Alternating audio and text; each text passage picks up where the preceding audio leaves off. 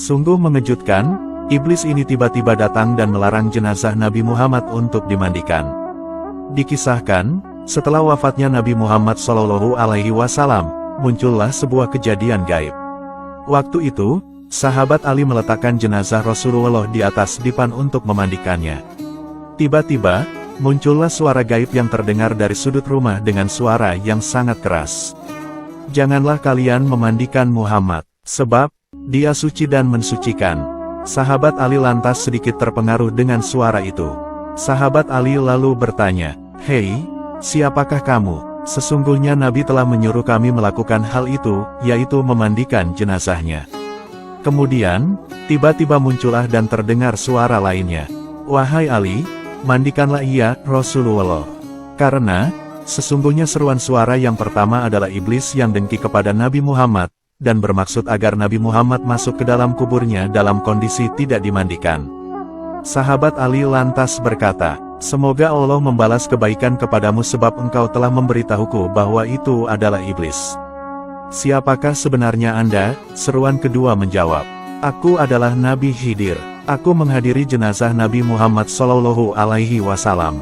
Nabi Khidir alaihi salam merupakan salah satu Nabi Allah yang dipanjangkan umurnya hingga saat ini, beliau masih hidup sampai sekarang. Namun, yang dapat mengetahui keberadaan Nabi Khidir sekarang hanyalah Allah Subhanahu wa Ta'ala." Ternyata, Nabi Khidir alaihi salam waktu itu ikut bertaksiah atas wafatnya Rasulullah SAW. Di waktu itu pula, iblis datang untuk membujuk sahabat Ali agar tidak usah memandikan jenazah Rasulullah.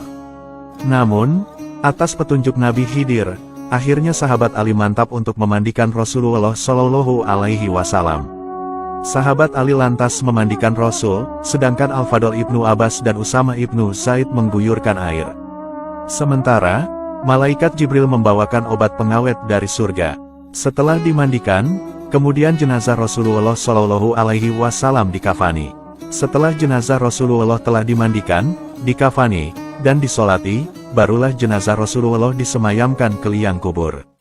Jenazah Rasulullah dimakamkan di kamar Siti Aisyah radhiyallahu anha pada malam Selasa, dan ada pula yang mengatakan pada malam Rabu tengah malam.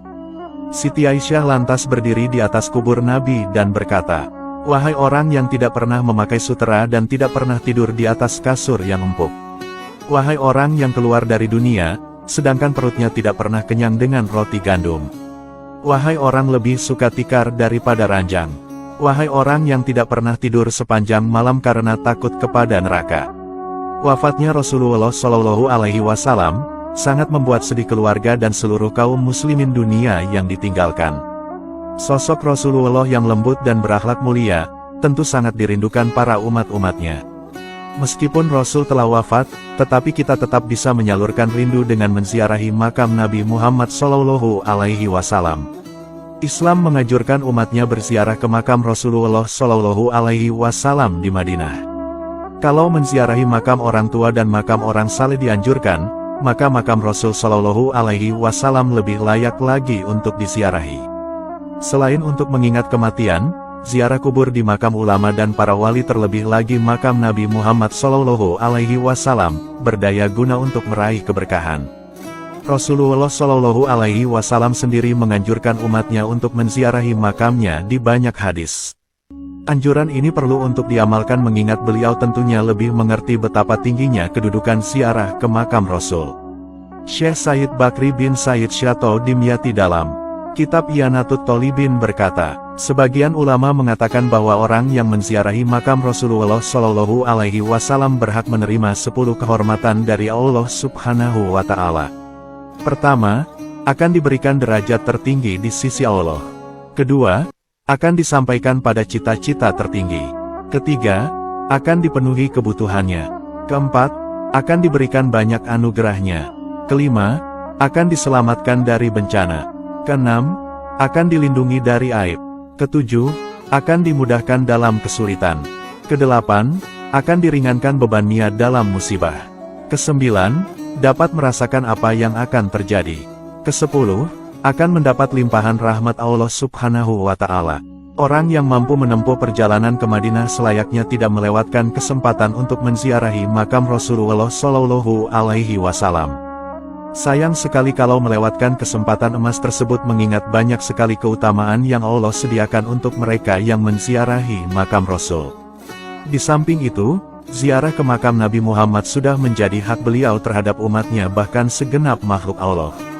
Syafaat Nabi Muhammad tentu akan selalu dinantikan para umat-umatnya baik di dunia maupun di akhirat.